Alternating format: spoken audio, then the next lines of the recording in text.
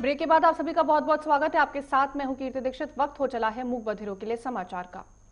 कृषि कानूनों के खिलाफ किसानों का आंदोलन आज भी जारी है। बीते दिन सरकार के साथ हुई चौथे दौर की बातचीत में कोई ठोस नतीजा नहीं निकला। बीते दिन करीब 7 घंटे की बातचीत में भी सरकार किसानों को पूरी तरह से नहीं मना पाई। किसानों ने जितनी समस्याएं गिनाई थी उस पर सरकार की ओर से एक एक बिंदु को समझाया गया, लेकिन किसान अब कानून वापस लेने की मांग पर अड़ गए हैं। बैठक में कोई ठोस आश्वासन न मिलने के बाद अब एक और दौर की बात होनी तय है। किसान और केंद्र सरकार के बीच अब कल 5वें दौर की बातचीत होगी। इसी बीच अब किसान संगठन आपस में बैठक कर आगे की रणनीति बनाएंगे।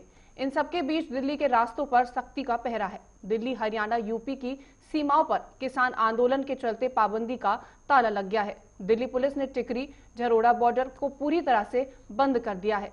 इसके अलावा NH 44 को दोनों तरफ से बंद कर दिया गया है। ग्रेटर हैदराबाद नगर निगम के लिए आज का दिन काफी अहम है। आज नगर निगम चुनाव के लिए मतगणना हो रही है। निगम की 150 वार्डों के लिए 1122 प्रत्याशी मैदान में उतरे हैं। इस बार का निगम चुनाव इसलिए खास है क्योंकि केंद्र की भाजपा सरकार के केंद्रीय नेतृत्व ने इस चुनाव में अपनी पूरी ताकत झोंकी है। ऐसे में यह देखना होगा कि यहां असदुद्दीन ओवैसी और चंद्रशेखर राव का कब्जा बरकरार रहता है या फिर भाजपा 4 वार्डों से ज्यादा पर जीत दर्ज करेगी। हालांकि शुरुआती रुझानों में बीजेपी को बहुमत मिल गई है। बता दें कि भारतीय जनता पार्टी की ओर से अमित शाह समेत कई बड़े नेताओं के प्रचार के बाद उतरने के बाद भी वोटिंग प्रतिशत में इजाफा नहीं हो सका। इस बार भी 46.55% मतदान हुआ, जबकि 2009 में हैदराबाद नगर निगम चुनाव में 42.04% तो 2016 में नगर निगम में 45.29% लोगों ने ही वोट किया था। हालांकि पिछले 2 चुनाव से ज्यादा इस बार वोटिंग दर्ज की गई है। भारत में कोरोना वायरस के मामलों में लगातार उतार चढ़ाव देखने को मिला है। गुरुवार को जहां बुधवार के मुकाबले दैनिक मामलों में कमी आई थी, वहीं शुक्रवार को इसमें इजाफा हुआ है। गुरुवार को 35,551 मामले रिपोर्ट किए गए। वहीं शुक्रवार को कोरोना के 36,000 से ज्यादा मरीज सामने आए। केंद्रीय स्वास्थ्य मंत्रालय की ओर से जारी आंकड़ों के अनुसार पिछले 24 घंटे में 36,549 नए मामले सामने आए हैं, जबकि इस दौरान 540 मरीजों की कोरोना के कारण मृत्यु हो गई, जिसके बाद देश में कुल संक्रमण के मामले 95,71,559 हैं, जिनमें से 90,16,259 लोगों की मौत हो गई है। बीते 24 घंटे में 42,916 मरीजों ने वायरस के चलते अपनी जान गंवा दी और अस्पताल से घर लौटे हैं। वहीं मृतकों की संख्या बढ़ करके 1,29,178 हो गई है। चक्रवाती तूफान बुरेवी को लेकर मौसम विभाग ने हाई अलर्ट जारी किया है। बुरेवी आज तमिलनाडु और केरल के तट पर आने का अनुमान जताया है, इसलिए दक्षिण तमिलनाडु एवं दक्षिण केरल के तटों के लिए रेड अलर्ट भी जारी किया गया है।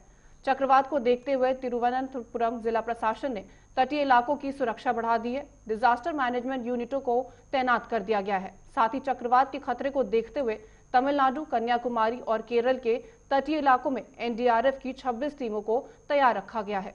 चक्रवाती तूफान बुरेवी के कारण मौसम विभाग ने तमिलनाडु और दक्षिण केरल में भारी वर्षा होने का भी अनुमान जताया है। चक्रवाती तूफान के अलर्ट को देखते हुए दोनों ही राज्यों में प्रशासन ने मछुआरों को समुद्र तट पर नहीं जाने की सलाह दी है। इस बीच तमिलनाडु सरकार ने राज्य के 6 जिले जबकि केरल के 5 जिलों में सार्वजनिक अवकाश का ऐलान कर दिया है।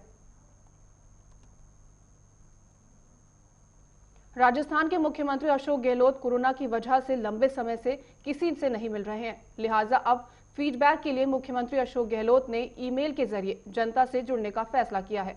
जारी प्रेस वार्ता के अनुसार मुख्यमंत्री अशोक गहलोत अब आमजन की पहुंच में रहेंगे और सुगम ईमेल के जरिए लोग अपने संदेश, शिकायत और सुझाव दे सकेंगे।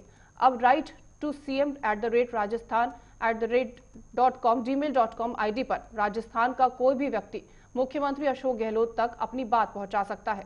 मुख्यमंत्री गहलोत का कहना है कि आसान और पारदर्शी तरीके से प्रदेशवासियों तक पहुंचने के लिए ये ईमेल ID बनाई गई है। इसके जरिए लोग अपनी समस्याएं, सुझाव और गंभीर आपराधिक प्रकरणों के संबंध में शिकायत भेज सकते हैं। प्रेस विज्ञप्ति में कहा गया कि गुड गवर्नेंस के संकल्प को साकार करने के लिए मुख्यमंत्री अशोक गहलोत अपने सभी कार्यालय में अपने राजकीय निवास पर स्वयं जन सुनवाई करते नजर आएंगे।